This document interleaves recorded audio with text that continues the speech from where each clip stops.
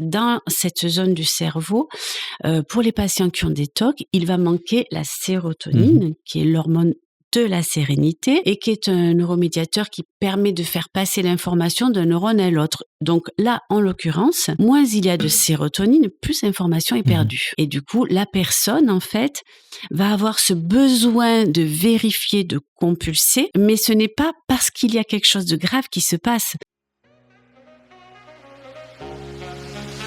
Bienvenue dans le podcast Simp Biologie, Santé, Nutrition.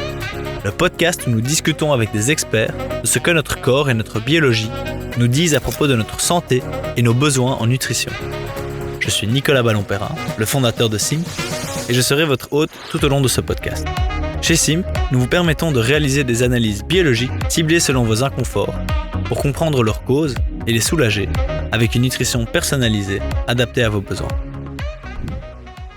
Bonjour Delphine. Bonjour Nicolas. Merci de te joindre à nous pour ce podcast. Alors aujourd'hui, on va parler des TOC. Quelque chose qui, quand on entend souvent parler, mais qui est souvent un peu incompris.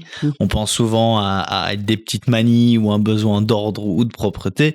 Mais en fait, c'est un trouble beaucoup plus profond et handicapant que cela. C'est sûr. Il y a eu pas mal, il y a eu pas mal d'illustrations un peu du TOC via Bref 2. Qui est sorti récemment, dans lequel Ken Kojandi parle un petit peu de ces TOC, et donc il en parle parfois en interview. Mais ici, le but, c'est vraiment de comprendre en fait qu'est-ce que c'est le TOC, comment ça fonctionne un petit peu au niveau du cerveau, comment est-ce qu'on peut apprendre à vivre avec et où le traiter. Et donc voilà, c'est ce qu'on va explorer aujourd'hui avec toi. Delphine, toi tu es donc psychologue spécialisée en thérapie cognitive et comportementale et émotionnelle. Oui, c'est ça. Et tu pratiques aussi l'hypnose ericksonienne et humaniste.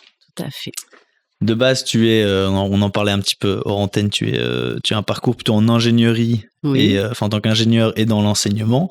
Et puis, tu t'es tourné vers la psychologie avec le but d'avoir une approche assez concrète et pragmatique. Et aujourd'hui, du coup, tu accompagnes pas mal de personnes. Tu as commencé avec l'anxiété et puis tu t'es rendu compte que souvent, il y avait aussi des TOC derrière. Oui, tout à fait. Et donc là, maintenant, c'est un petit peu ton dada ou ce qui te passionne pas mal, c'est le TOC.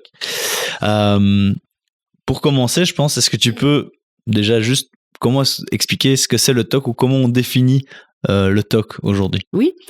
Alors le TOC déjà, faut voir que c'est un trouble anxieux. C'est toujours des gens qui sont très anxieux, même s'ils n'en ont pas conscience. Et ce sont des pensées intrusives, des pensées qui s'accrochent, qu'on n'arrive pas à stopper, qui sont très angoissantes.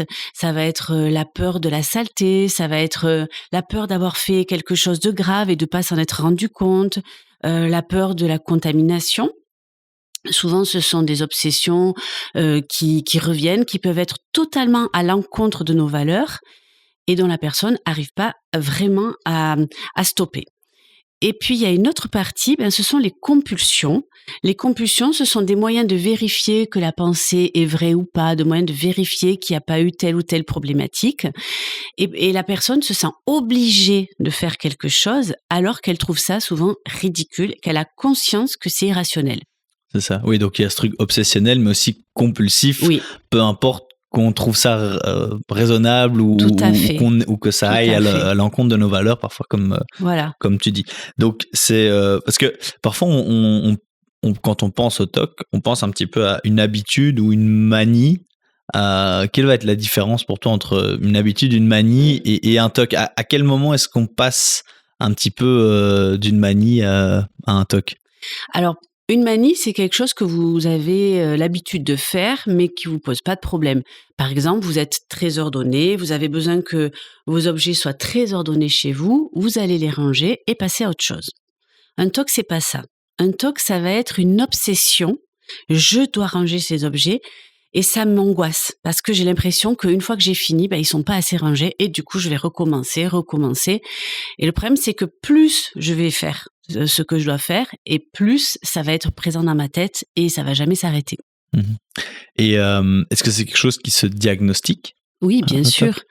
Alors le DSM-5, qui est le manuel de référence des psychologues, en fait, dans le DSM-5, les critères, déjà, c'est le fait que les pensées s'imposent à la personne et que la personne soit vraiment altérée dans son mode de fonctionnement, qu'elle ait une perte de temps de plus d'1 heure par jour et qu'elle ait ou pas des compulsions qui viennent, pareil, s'imposer à elle, qu'elle se Mhm. sente obligée de faire. Oui, c'est ça. Il y a cette idée de, comme tu disais, intrusion, des pensées Oui, voilà. intrusives qui vont complètement à l'encontre de ce qu'on paraît être, enfin, de ce qui nous paraît raisonnable. Oui. Tu me donnais tout à l'heure quelques exemples. Tu m'as parlé de voilà une personne que tu avais vue avec ton mari, une personne qui faisait le chien comme ça en rue Ah ouais. et en fait qui était probablement en fait sous l'emprise de son toc, quoi. Oui, tout à Ça. fait.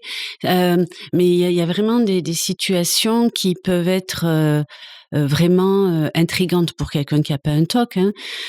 Quand j'étais, à la 1re fois que j'ai été confrontée à enfin que j'ai vu pour de vrai, hein, quelqu'un qui avait un TOC, ça m'a vraiment intriguée. La personne sortait de sa chambre, un hôpital psychiatrique, et elle avait besoin de faire 3 pas, de revenir en arrière, de toucher la poignée, de faire 3 pas, de revenir en arrière, de toucher la poignée.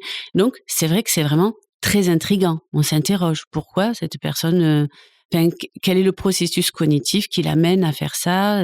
Voilà, c'est vrai que pour les personnes qui n'ont pas de TOC, ça peut être vraiment très Mhm. intriguant. Ouais. On va parler peut-être un petit peu des processus cognitifs Oui, du tout à coup. fait. Avant, juste pour clore un petit peu la compréhension du TOC, en tout cas de ce qu'on peut en voir, est-ce qu'il y a, on sait qu'il y a un petit peu différents types de TOC. Il y en a Oui, qui tout vont à fait. absolument vouloir vérifier que la chose a bien été faite, d'autres où ça va plutôt être dans la séquence de choses à faire. Comment est-ce qu'aujourd'hui on catégorise, je sais pas s'il y a une catégorisation des différents types de TOC. Il y a plusieurs TOC, hein. Il y a, avec vraiment, le disons que tous les gens qui ont des TOC sont vraiment très angoissés Mhm. par ces pensées. Et ça c'est vraiment le point commun à tous, mais il y a les TOC de vérification. La personne va être obligée de vérifier dans sa tête si elle a bien fait quelque chose et ça va être, une habitude qu'elle va mettre en place. Il va falloir qu'elle fasse, toute une série de choses, avant de pouvoir dormir, par exemple. Après, on va avoir les TOC de contamination. C'est une personne qui va, par exemple, elle va acheter un poulet, elle va être obligée, de le passer à la javel avant de le manger. Enfin, des choses Mhm. complètement, irrationnelles, hein. Les TOC de couple aussi, on est beaucoup confrontés aux TOC de couple. Ce sont des personnes qui ont peur de plus aimer la personne avec qui elles sont et qui sont presque persuadées que c'est le cas et qu'il faut Mhm. qu'elles le vérifient. Donc ça va être des personnes qui vont vérifier dans les messages, mais des messages qu'elles ont écrits il y a 2 ans. Donc elles vont passer en revue tous les messages pour vérifier qu'il y a pas eu, à un moment donné, une pensée qui était déjà là, qu'elles ont pas vue. Bon, ça peut aller très, très loin. Mais en fait, il y a vraiment une multitude de TOC qui existent. Il y a les pensées intrusives aussi qui sont vraiment, des fois enfin, des fois on peut même faire, un TOC du TOC. Mhm. C'est-à-dire que quand quand on a traité un TOC, le TOC peut se déplacer et des fois, j'ai un patient qui va, lui, toquer sur le fait que pour sortir du TOC, on doit faire telle chose, telle chose, telle Mhm. chose et qui va, lui, faire, finalement un Ouais, TOC c'est du ça qui TOC. fait un TOC de Ouais, sortie du TOC, quoi. voilà. Ouais. Donc les TOC, prennent, une multitude de formes, et ça met, vraiment le point commun, c'est que toutes les personnes sont vraiment en détresse et quand ça leur arrive, pensent: «Mais tiens, mais est-ce que je suis pas en train de devenir Mhm. folle, quoi?» C'est ça. Oui, j'ai l'impression, et c'est un petit peu ce que tu me disais quand on discutait un petit peu avant de démarrer, qu'il y a un point commun en tout cas, qui est l'anxiété et qui même est souvent un peu la porte d'entrée vers la compréhension du TOC et qui a même été aussi toi un petit peu ta porte d'entrée. Comment tu en es Oui. arrivé au TOC, c'était de t'intéresser à l'anxiété. Comment est-ce que toi tu le vois dans ta pratique? Est-ce que les personnes arrivent en disant j'ai un TOC ou est-ce qu'elles arrivent plutôt en disant je suis très anxieux ou très anxieuse et derrière en fait on comprend qu'il y a certaines attitudes qui sont plutôt liées au TOC? Non, alors il y a des personnes qui comprennent qu'elles ont un TOC, mais qui arrivent pas du tout à s'en sortir. Et puis pour d'autres, c'est beaucoup plus insidieux. Ça va être une personne qui va me dire: «Voilà, ben, moi j'ai vraiment beaucoup de rumination mentale, je suis très anxieuse Et quand elle me décrit les ruminations, en l'occurrence hier justement, le TOC de couple, est-ce que j'ai regardé quelqu'un dans la rue, donc il y a la confusion entre la pensée, le fait de regarder et le fait que ce soit quelque chose de grave ou pas qui appelle à l'action, donc ça veut dire que j'ai eu envie de la personne, et elle va ruminer là-dessus. Et en fait, elle s'aperçoit même pas que derrière, il y a des vérifications pour sortir de cette angoisse, en fait. Non, souvent, ça va être des gens qui arrivent sans comprendre qu'ils ont des TOC. Ouais, qui arrivent en disant je suis anxieux par rapport à une situation. Voilà. Et derrière, ça crée toute une série de mécanismes qui sont plutôt de l'ordre du TOC, quoi. Et est-ce que c'est un trouble fréquent? On en discutait un petit peu hors antenne, tu m'as dit que c'était un petit peu compliqué à identifier, mais aujourd'hui, quel est un petit peu le consensus sur la partie de la population qui est touchée par un TOC, et peut-être qu'est-ce que toi tu penses aussi de ce consensus? Alors aujourd'hui, on parle de 2% de la population mondiale, donc vous imaginez quand même, ça fait vraiment du monde. Mais on se rend compte que le chiffre est vraiment sous-évalué, parce que tu vois bien, il y a des gens qui arrivent, ils me disent qu'ils sont anxieux, alors qu'en fait c'est du TOC. Et puis il y a aussi, pour ceux qui ont du TOC, des fois la honte d'en parler. J'ai un patient pharmacien qui me disait qu'il y a beaucoup de gens qui ont un traitement pour le TOC et qui en fait n'en parlent pas librement. Parce qu'il y a aussi une honte à parler du TOC. C'est vrai que, comme je te racontais, être avec mon mari dans la rue et une personne qui ramasse des bouts de bois, qui les met dans la poubelle parce qu'elle se sent obligée, c'est très compliqué, socialement parlant. J'ai même eu un patient il travaillait dans une banque, et il avait vécu un accident quand il était jeune, il s'était senti très responsable, et du coup, son TOC lui avait inventé qu'il devait enlever tous les petits bouts de bois devant sa banque, tous les petits bouts de verre, pour pas qu'il y ait un accident qui se produise. Voilà, et du coup, c'est sûr que sortir, enlever les bouts de bois et expliquer à sa hiérarchie que ce n'est qu'un TOC, c'est compliqué. Oui, j'ai l'impression que c'est quelque chose à la fois assez compliqué d'accepter ou d'en parler. Et ça, je trouve ça aussi génial. On parlait de Bref 2, de ce que Ken Kojandi a fait. Bon, déjà, sa série, elle est magnifique, mais je trouve ça aussi génial d'en parler, en fait, du TOC, et de montrer un petit peu à quel point ça peut être handicapant et à quel point ça peut aussi arriver un peu à tout le monde. Oui, c'est ça. Et j'imagine qu'il doit y avoir peut-être une partie du travail que tu fais, toi, avec tes patients, c'est déjà juste l'acceptation du TOC. Est-ce que une fois qu'on l'a accepté, ça permet plus facilement de s'en libérer ou pas spécialement? Bien sûr. En thérapie cognitive, comportementale et émotionnelle, il y a vraiment une phase de psychoéducation. C'est la phase numéro 1, et il faut que la personne comprenne que ce n'est qu'un bug du cerveau. C'est même pas à prendre en compte ces pensées-là, parce que de toute façon, c'est irrationnel. Et du coup, plus la personne comprend, plus elle va accepter. Accepter, c'est vraiment la clé. Déjà, accepter que l'on n'est pas fou, voilà, et surtout avoir vraiment confiance en soi. C'est vraiment la clé. Parce qu'en fait, quand la pensée arrive, pendant les 5 premières secondes, on le sait que c'est faux. On le sait. Et du coup, après, la pensée, elle va insister, se revenir et devenir tellement, tellement prégnante dans la tête qu'on va y croire. Mais au départ, on sait. Du coup, c'est tout cet apprentissage à faire avec le patient pour qu'il puisse vraiment prendre du recul. Et moi, je leur dis, vous n'êtes pas toqué, vous avez un TOC. Déjà, c'est très différent. Et pour pouvoir l'accepter, il faut vraiment se dissocier de cette façon de faire. C'est un mécanisme. Comme quand on dit pas je suis bête, on dit j'ai fait une bêtise. Mais c'est par pareil, exemple, de manière générale. On va revenir justement sur cet aspect un petit peu comme la prise en charge et comment faire pour vivre avec ou s'en sortir aussi pour les personnes qui vivent avec quelqu'un qui a un TOC. J'imagine que ça doit être intéressant d'en discuter. Mais juste avant, peut-être un petit peu comprendre encore plus en profondeur ce qu'est le TOC. Qu'est-ce qui se passe dans le cerveau d'une personne qui souffre d'un TOC? Est-ce qu'on sait un petit peu ce qui se passe au niveau cérébral? Oui. Alors, En fait, si on met une personne sous IRM, une personne qui a un TOC, on va voir que la zone du cortex préfrontal est hyperactivée, contrairement à une personne qui n'a pas de TOC. Et dans les années 1800, il y a un cheminot, Phineas Cage, là, elle est souvent citée cette expérience, enfin, cette situation en fac de psycho. Il y a un cheminot qui a pris une barre de fer dans le cerveau. Et en fait, au départ, on a cru que la zone du cortex préfrontal ne servait à rien. Parce qu'en fait, il continuait à fonctionner. Et on s'est rendu compte que non, justement. Il était devenu grossier, il inhibait pas tout ce qu'il avait à dire. Et en fait, la zone du cortex préfrontal, c'est la zone du contrôle, c'est la zone de l'inhibition. Et quand, au tout départ, on a donné des antidépresseurs aux gens qui avaient des TOC, on s'est rendu compte que ça les atténuait, dans certains cas.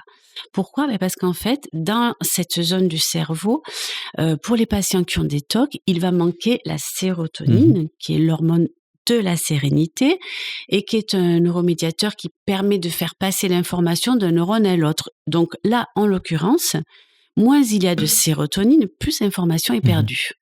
Et du coup, la personne, en fait, va avoir ce besoin de vérifier, de compulser, mais ce n'est pas parce qu'il y a quelque chose de grave qui se passe.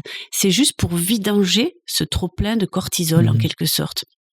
Et plus elle va se mettre à compulser, plus ça va être appris comme une habitude, comme un comportement qui fonctionne, et du coup, le cerveau va renvoyer ce besoin. Et du coup, on rentre dans la boucle infernale. Ouais, il y a un phénomène d'habituation qui se produit par après. Mais donc, à la base, c'est lié, en tout cas, on pense aujourd'hui que c'est lié à une difficulté d'inhibition au niveau du cerveau, au niveau de la zone préfrontale. Et c'est marrant parce qu'on en discutait dans un autre podcast avec le docteur Houbeck, qui est un psychologue qui a fait de la recherche sur la rumination. Et c'est également le même type de mécanisme qui se passe au niveau cérébral dans la rumination. C'est aussi ces difficultés d'inhibition voilà, et des fonctions exécutives un petit peu moins développées, ou en tout cas qui fonctionnent un petit peu moins à ce moment-là. Et au niveau de la production de sérotonine, pour ceux que ça intéresse, on a fait un épisode avec le docteur Ballon-Perrin sur le lien entre le microbiote, l'axe intestin-cerveau, entre le microbiote, le cerveau, l'anxiété. Et en fait, on voit aussi qu'une des voies d'action de l'intestin sur le cerveau, c'est un microbiote qui n'est pas optimal, peut empêcher la synthèse du tryptophane nécessaire à la sérotonine. Et donc voilà, donc pour ceux que ça intéresse, il y a tout ce lien entre ce qui se passe au niveau de l'intestin et du cerveau, de l'anxiété et de la sécrétion de la sérotonine, qui peut être intéressant à voir, et je pense qu'on va faire apparaître l'épisode ici au-dessus du coup. Ok, super, donc on comprend un petit peu mieux. Et donc tu as parlé aussi de traitements médicamenteux ici qui ont été testés dans certaines études. Bon, après ici c'est toujours quelque chose qui ressort de l'ordre du médecin, donc toi j'imagine que tu rediriges, mais c'est quelque chose de fréquent. Oui, quand même, souvent les patients sont amenés à prendre des antidépresseurs comme une béquille, mais il faut pas quand même que la dose soit trop importante, parce que si on enlève le TOC, eh bien, on n'a pas réglé la façon de le traiter. Pour moi, il faut créer les sillons pour pouvoir guérir, pour que, en cas de rechute, parce que dans un contexte d'anxiété, de déménagement, d'arrivée d'un enfant, on peut se retrouver à avoir à nouveau des TOC. Si vous l'avez pas réglé, vous êtes vous pouvez pas en sortir. Tandis que si on l'a réglé une fois, ça, on peut garder à l'esprit qu'on y arrivera toujours. Oui, parce que donc du coup, ça me permet de passer un petit peu à la suite, qui est ce cycle d'obsession-compulsion, et qu'il faut essayer de briser, ou en tout cas de ne pas renforcer. Est-ce que tu peux expliquer un petit peu plus ce cycle obsession-compulsion ? Alors, on peut s'aider du modèle cognitif de la douceur. En fait, dans une situation donnée, on va avoir une pensée intrusive. Tout le monde a des pensées intrusives. Ça va être, par exemple, tiens, est-ce que j'ai bien fermé le gaz ? Mais pour la personne qui a un TOC, ça va être impossible à régler. Et puis, elle va confondre sa pensée avec la réalité. Elle va imaginer que sa pensée est très grave, comme tout à l'heure, par exemple, je vois quelqu'un dans la rue, j'ai une envie. Alors, qui plus est, le TOC peut générer aussi des sensations. Il va très loin. Donc, la personne est très troublée par ce qu'elle ressent. Elle va faire une interprétation catastrophique de ce qu'elle ressent, générer beaucoup de cortisol. Et là, elle va être amenée, pour s'apaiser, à compulser. Donc, il va y avoir un effet rebond, diminution de l'anxiété. Et on est reparti dans le TOC. C'est ça. En fait, quand tu cèdes à l'obsession, Oui. du coup, tu arrives à la compulsion, en fait, qui apaise et donc, du coup, qui te dit, Voilà. ce cycle, en fait, était positif Voilà. parce que j'ai Ouais. cédé, ça m'a apaisé. Tout à fait. Mais le problème, c'est que ça revient derrière directement. Cette façon de faire est adoptée par comme une habitude, c'est ça. Et donc, est-ce que c'est un peu similaire à des rituels? On voit par exemple chez les sportifs, il y a souvent ce besoin, ce rite. Je l'ai fait une fois, j'ai touché 2 fois mon épaule gauche avant de démarrer mon 100 mètres et j'ai gagné la course. Du coup, je ne ferai plus jamais une course sans toucher 2 fois mon épaule gauche. Est-ce que c'est un petit peu similaire ou est-ce que là, c'est un mécanisme quand même différent? Alors, moi, je pense que c'est un mécanisme un peu différent parce que là, il faudrait peut-être leur demander, hein, mais ça semble être de l'ordre de la superstition. Voilà, j'ai besoin de faire ce geste pour ensuite performer. Mais après, on ne sait pas. Hein, peut-être que chez lui, il a besoin, avant de boire une canette de coca, de l'ouvrir, de la verser, reverser dans un verre. Enfin bon, tout est possible. Oui, mais c'est encore des choses différentes. Ce qui est superstition et TOC, c'est... Il y a des TOC de superstition, c'est-à-dire, je n'ai pas fait ça, donc il va arriver quelque chose de très dangereux.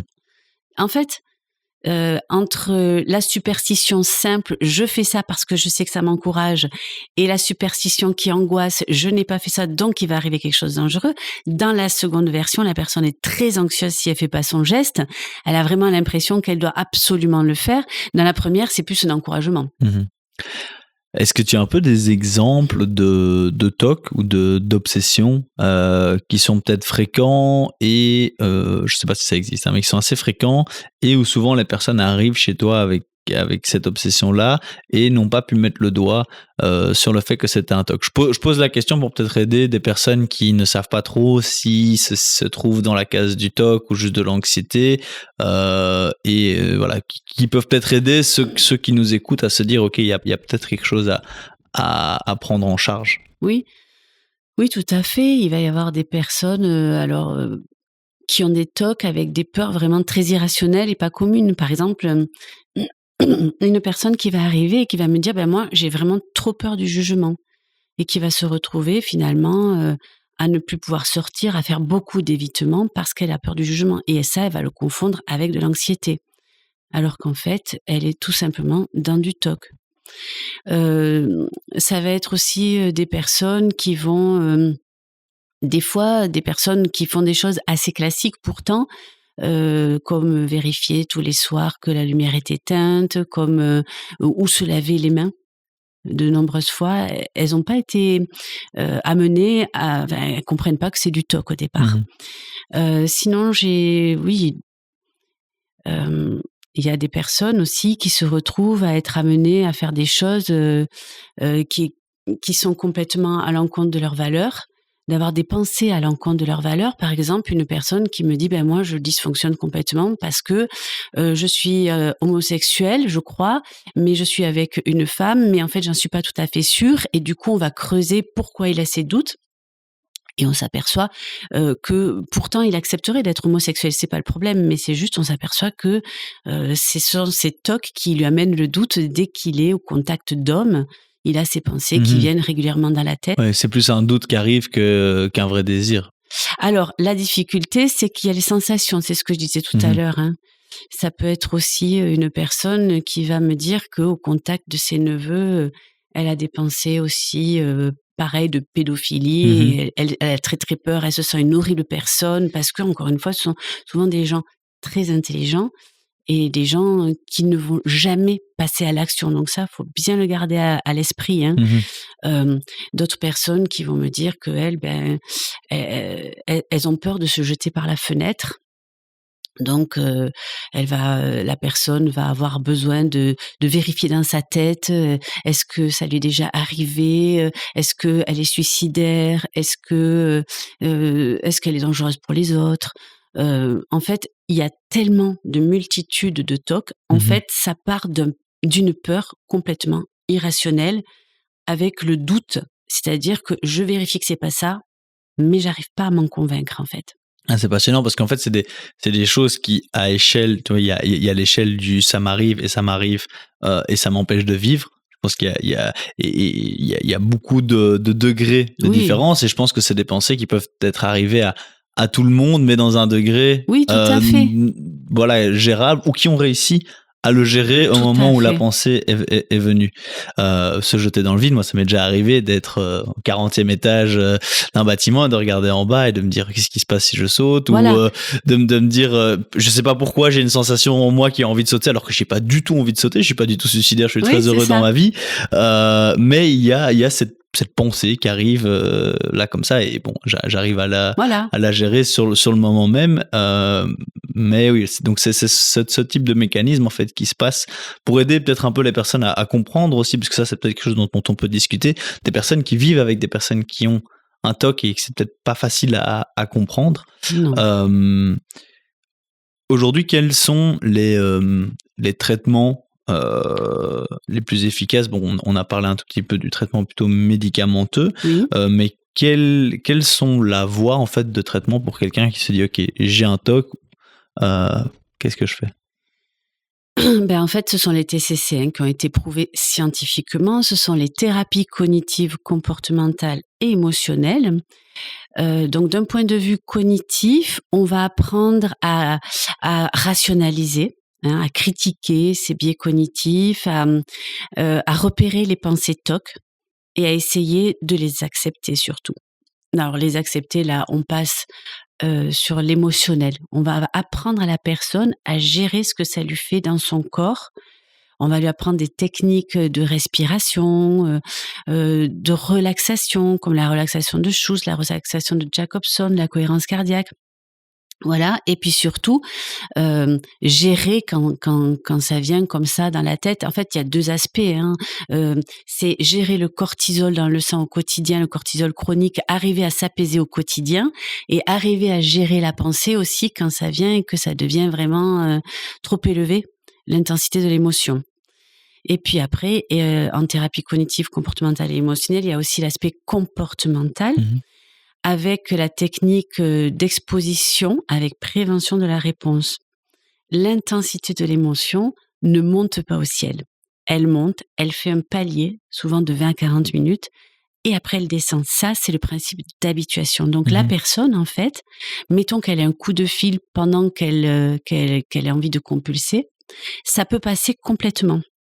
Du coup, c'est ça que l'on cherche avec l'exposition, avec prévention de la réponse, c'est-à-dire on va créer, disons, la personne va lister des situations à laquelle elle va s'exposer de façon progressive. Elle va s'exposer à ses pensées et elle va essayer de s'apaiser. Et petit à petit, augmenter la difficulté. Il y a une autre technique, c'est l'exposition avec réponse différée. C'est-à-dire, je sais que j'ai cette pensée, je vais attendre pour vérifier. Donc, un patient, par exemple, celui qui fait le TOC du TOC, qui va me dire, voilà, Delphine, est-ce que si j'ai cette pensée et que je l'accepte, ça veut dire que je vais sortir du TOC? Est-ce que tu peux me valider si c'est vrai ou pas? Donc, clairement, il est dans la vérif, mais son TOC lui fait croire que c'est pas le cas. Donc là, je vais lui dire, voilà, je t'envoie la réponse demain à 18h, par exemple. Voilà, est-ce que c'est bon pour toi? Et d'ici là, essaye de t'apaiser pour ne pas avoir à la regarder. Ce qui est souvent le cas, en fait. Oui, c'est ça, c'est un petit peu comme dans les phobies, quand on gère les phobies, il y a cette exposition qui est mesurée, qui fait que petit à petit on s'habitue à ce phénomène et on se rend compte qu'on est capable d'y répondre. Et il n'y a pas que ça en fait. Il y a une technique que j'ai apprise dans une clinique très TCC, que j'ai vraiment pas du tout aimé au départ, c'est la technique EFT, Emotional Freedom Technique, une technique où on se tapote des points d'acupuncture. Donc, j'avais un peu de mal parce que je trouve que l'explication scientifique n'était pas suffisante. En fait, ce qui me dérange aussi, c'est que si je montrais de tapoter ici, que les patients se tapaient là, c'était valable aussi, alors que l'acupuncture, c'est quand même assez précis. Et pourtant, cette technique, aujourd'hui, je l'utilise beaucoup. C'est le tapping, c'est ça? Oui, voilà, le tapping. Et ça permet vraiment aux gens de redevenir rationnels. Mais la difficulté aussi, dans le processus du TOC, c'est que tout le monde ne va pas utiliser les mêmes outils. Il y a des personnes qui vont préférer le cognitif, d'autres qui vont préférer le comportemental, d'autres qui vont juste utiliser le tapping. Et moi, j'utilise aussi l'hypnose humaniste, qui est une hypnose en état de conscience augmentée, pour gérer aussi les traumatismes, parce que, alors, tout le monde n'a pas des traumatismes, hein, mais ça peut être le cas. Et aussi, j'aime beaucoup, de façon tout à fait imagée, aller rencontrer le TOC, lui parler. J'aime beaucoup, en fait, le personnaliser, lui donner un nom, un visage, et le considérer comme un enfant capricieux, un enfant qui écoute pas. Et si on lui donne trop d'importance, il revient en force. En fait, je trouve que ça illustre bien la philosophie de traitement du TOC. Vous vous énervez contre votre TOC, il revient encore plus gros, parce que c'est un enfant mal élevé, capricieux. Vous acceptez voilà, ses pensées en disant, voilà, tu sais quoi, maintenant ça suffit, tu arrêtes, tu te mets de côté. Je trouve que ça aide les personnes à mieux comprendre comment elles vont se sortir du TOC. C'est même pas à prendre en considération ces pensées, en fait. Ouais, c'est de le mettre sur le côté, ça va finir par passer comme la personne qui reçoit un appel au début de son obsession, et en fait elle passe à autre chose. Voilà, tout à fait. Et du coup, maintenant, comment, peut-être pour vivre avec un TOC, comment est-ce qu'on vit avec un TOC? Parce que tu dis que c'est quelque chose qui peut partir, mais aussi revenir. Oui. Et ça doit aussi être un petit peu... ça doit être compliqué au niveau social, au niveau professionnel, au niveau familial. Comment est-ce que toi, peut-être, tu approches ça avec tes patients, la sphère, donc il y a la sphère de la personne en tant que telle, et comment elle doit apprendre à gérer son TOC avec les thérapies cognitives, comportementales dont on vient de parler. Mais j'imagine que tu adresses aussi la sphère sociale, parce qu'en attendant de régler le TOC, et ce TOC qui peut peut-être revenir, la personne, elle doit au quotidien aller travailler, vivre en famille, vivre avec ses amis. Et être altérée dans son mode de fonctionnement, sur tous les plans. Du coup, c'est vraiment déjà, moi je trouve, mais il y a deux avis. Je trouve que moins on en parle, et moins il prend d'importance. Parce que si on considère que c'est le petit enfant capricieux, en parler, c'est lui donner de l'importance, et c'est avoir beaucoup plus de pensées intrusives. Donc déjà, essayer de pas trop en parler, accepter aussi le fait que ce sont que des pensées, bien se rappeler que ce n'est qu'un bug du cerveau, et surtout, il y a beaucoup de pensées « je suis fou », donc ça, stopper vraiment, remonter l'estime de soi. Et puis, ça va être un investissement de la personne. C'est-à-dire que tous les jours, elle doit faire des techniques de relaxation, et que tous les jours, elle doit être restée vigilante et attentive pendant cette période où on travaille pour diminuer le TOC. Et voilà, je déconseille vraiment d'arrêter de travailler, même pour ceux qui sont dépassés, parce que arrêter de travailler... Mais c'est donner trop d'importance. Voilà, c'est encore donner trop d'importance au TOC, et ça le fait revenir encore plus fort. Ouais. Oui, et donc dans ces périodes-là aussi, j'imagine, ce qui est important quand tu parles de rester vigilant, c'est aussi donner l'occasion à son corps d'être vigilant, donc au niveau des techniques de relaxation, mais aussi au niveau de ce qu'on va faire, d'être un petit peu plus concentré sur sa santé, peut-être à ces moments-là. Prendre soin de soi. C'est ça, au niveau de l'alimentation. Et moi, je suis très convaincue du lien entre l'alimentation et la santé mentale, puisque à titre personnel, pour avoir changé mon alimentation, me trouver avec beaucoup plus d'énergie. Et là, en l'occurrence, on manque de sérotonine. Donc, depuis très peu de temps, moi, je dis à mes patients, faites attention à ce que vous mangez, parce que dans l'alimentation, on peut trouver, on peut justement trouver la sérotonine, et on peut se sentir beaucoup mieux.